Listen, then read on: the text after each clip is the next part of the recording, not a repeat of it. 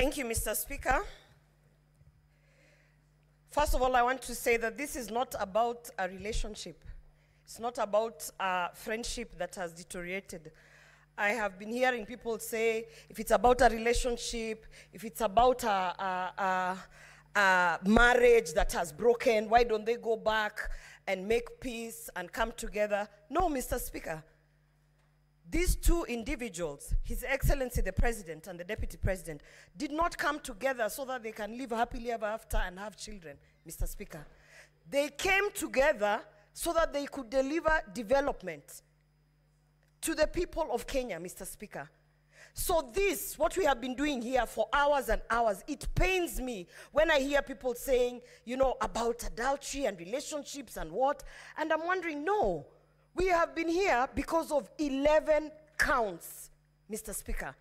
A very serious impeachment motion because of not 2, not 3, but 11 counts, Mr. Speaker. In my condition, I have had to sit here and go through all 11 counts to understand which one actually has been substantiated and which one holds water. So no, this is not about a relationship. And we should not expect that because they came together, they should now go and sit somewhere and make peace. Now, and you know, stop disturbing us. No, Mr. Speaker. 11 counts of an impeachment motion is something very serious, Mr. Speaker. And it's very unfortunate that of the 11 counts, about 4 counts, Mr. Speaker, were not even substantiated, Mr. Speaker. Very shocking. When you have a team of legal experts sitting down bringing 11 counts, at the very least, they should have even substantiated 9, Mr. Speaker.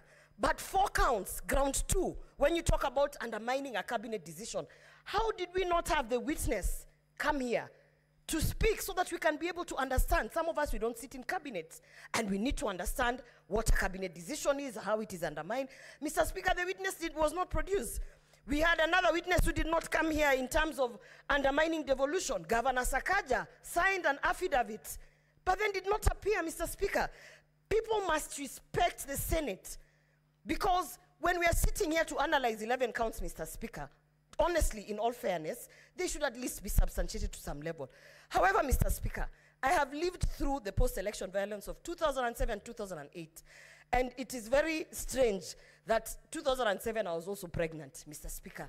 And when I remember, Mr. Speaker, the things that triggered the post-election violence, Mr. Speaker, in 2008 of January, it was such utterances such as Musiguze Mlima, Mr. Speaker.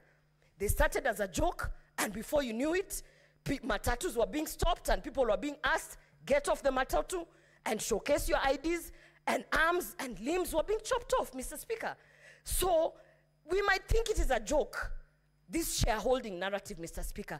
But having lived through that post-election violence, and I remember very well, Mr. Speaker, that I even had to choose the people who are operating, you know, on me in 2008, because I was afraid, you know, as Kisses, we love everyone. People always think we are traitors because we welcome everyone. So at that time, the attack on us was from both sides, Mr. Speaker. And so therefore, I do not take this shareholding narrative as a light thing. I do not take this Musiguze Mlima as a light thing, Mr. Speaker, because I have been affected directly. And on that count, Mr. Speaker, I definitely have seen that it has been substantiated. We have seen the evidence, and we have even seen repeated utterances of causing divisiveness in this country, Mr. Speaker. And I want to say today, Mr. Speaker, this country is not about one person. It is not about William Ruto. It is not about Rigathi Gachagua.